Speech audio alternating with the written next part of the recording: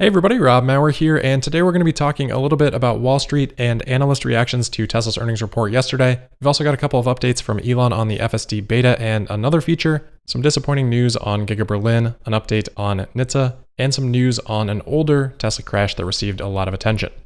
First thing though, we got to take a look at the stock. Tesla today, after reporting Q3 earnings yesterday, finishing up 3.3% to $894 even.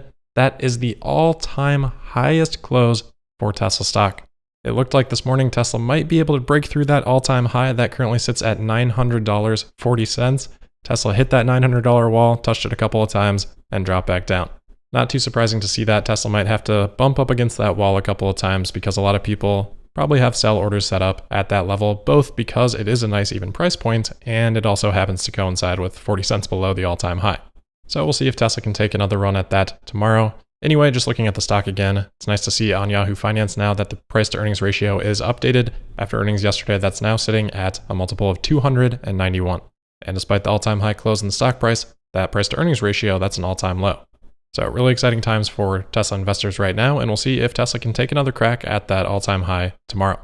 So with the reaction that we saw in the stock today, definitely seemed like Wall Street was happy with the report, and the analyst updates that we have received over the last 24 hours or so have definitely supported that. So I've put all of the updates that I've seen, which has been 18 of them so far, into a table here. And you can see anything green, that's a price target increase. So 13 out of the 18 increasing here. And for those that did increase, the average increase was pretty significant, $110. The remaining 5 held their price targets, so no decreases. And in terms of the actual ratings, so buy, sell, hold, I don't think we saw any rating changes. Generally, those carry a little bit more meaning or weight than the changes to the price targets do. Anyway, the biggest increase there was from Pierre Ferragu, New Street Research, increasing from a $900 price target all the way up to $1,298, which I believe now passes Alex Potter of Piper Sandler to top the street.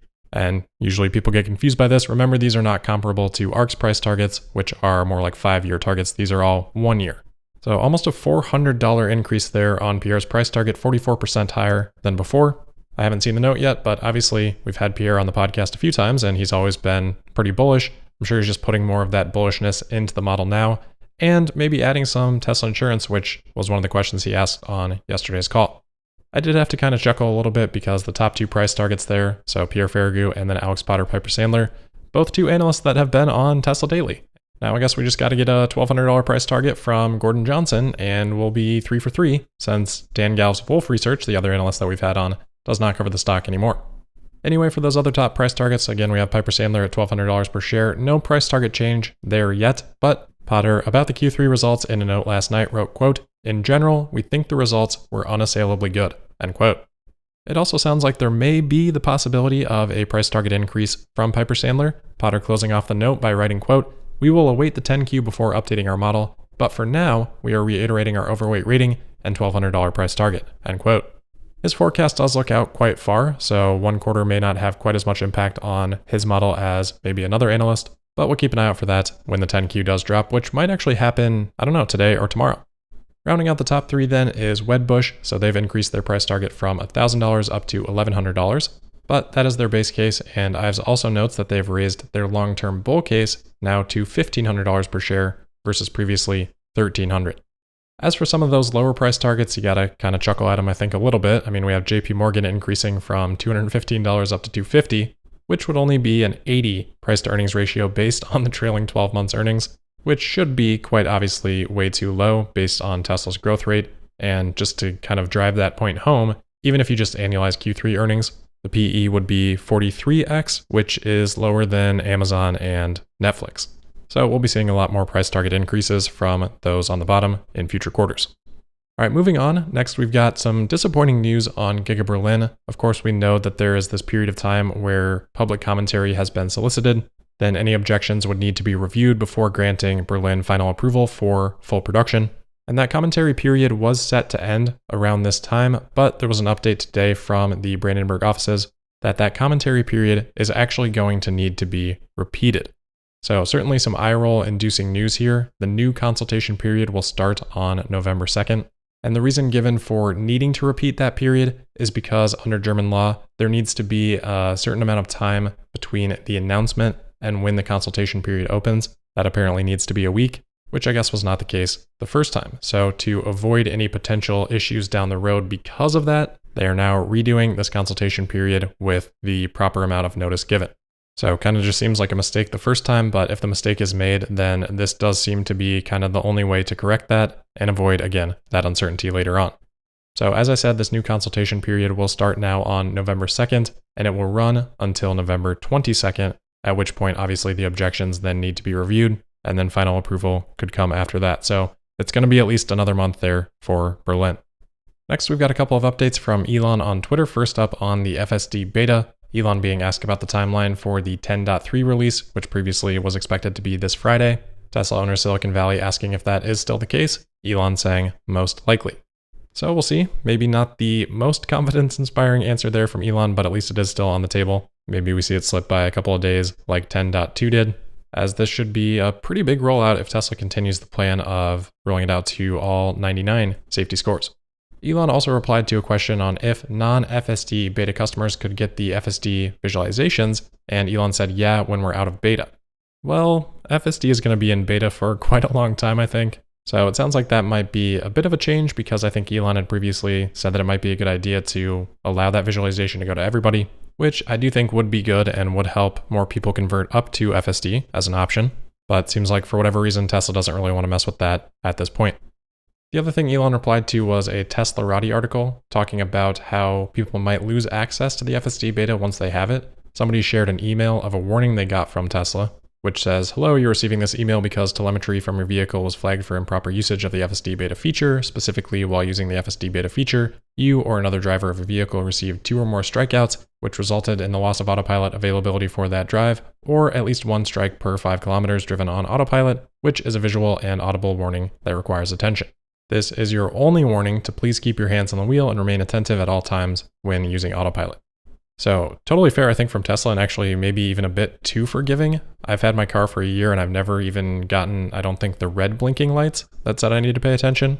Maybe that is the point where it's considered a strike. I guess I don't even really remember what happens after that, but it's certainly not difficult for anyone paying any sort of attention to not end up at that point in the beginning. And this is saying 2 or more strikeouts on the same drive, or 1 strikeout in 3 miles on autopilot. I mean, that's pretty bad, and that's still only resulting in a warning. I don't know, maybe people feel differently about this than me, but I would say 1 forced disengagement, that's your warning. And if it happens again, then it gets pulled. Because again, I just don't think it's hard to avoid that happening. I think a forced disengagement based on the safety score would put people below 100 or 99 unless they're driving a ton. So if you can't get it because of that right now, seems fair enough to take it away if that happens as well. Anyway, the last update from Elon on Twitter is in regards to a possible new feature that we had discussed a few days ago, that being the ability to view Sentry cameras from the app. Elon replying to a question about when that might roll out, and he said, very soon. All right, next up here, we've got a couple of updates on NHTSA in regards to Missy Cummings being named a senior advisor for safety at NHTSA. It's a topic, of course, that we discussed on Tuesday's episode. So Reuters is now reporting that yesterday, Secretary of Transportation Pete Buttigieg was asked by reporters about this situation, and he said that Elon is, quote, welcome to call me if he's concerned. We are responsible for making sure that every vehicle on the road is safe, end quote. So on the positive side, at least this matter is being discussed, and at least there is that open invitation. I don't know if that's meant to be snippy or not, didn't hear the actual audio. But on the other hand, hopefully NHTSA is looking into these things themselves without having to be asked specifically by Elon to do that. Making sure that there are no ethical conflicts here, that should be the burden of NHTSA, not Elon Musk. As for Missy Cummings' part, she has responded to all of this by obviously blocking a big swath of Tesla accounts on Twitter, then on Tuesday and Wednesday, deleting specific tweets that were being brought up, and then on Wednesday, taking her account private, and now today, it appears that she has fully deleted her account. I mean, those actions alone are pretty ridiculous. If you don't have anything to hide, why are you desperately trying so hard to hide it? You love to see a public official pursuing a delete the evidence type of strategy. So I hope NHTSA will take a closer look at this, hopefully as best they can, considering a lot of it has now been deleted. But if you also hope for a closer look at this, there is a change.org petition that has been started just asking for some of this to be reviewed. That's already up to 20,000 signatures, and I will put a link to that down in the description. Next today, we've got an update on a Tesla crash that happened back in April in the Houston area. You may remember this one, it got a lot of attention. because immediately following the crash, local law enforcement there said that they were certain that no one was driving the car. Now, even at the time, myself and many others pointed out many reasons why that didn't really make any sense and called those comments premature. Well, today, the National Transportation Safety Board, NTSB, has shared their preliminary investigation results on that crash. First, they note, as we had already heard previously, that there is footage from the owner's home security camera showing the owner entering the car's driver's seat.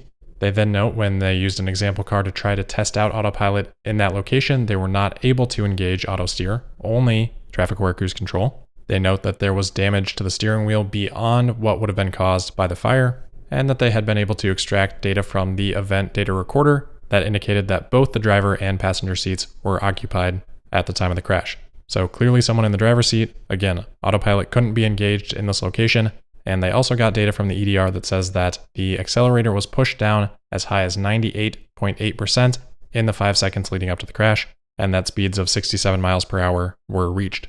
So I don't know how much more evidence you need to conclusively say that this was a manual accident, but that seems extremely clear at this point in time. So very disappointing in how this was handled by those local authorities, which obviously the media sank their teeth into and loved amplifying.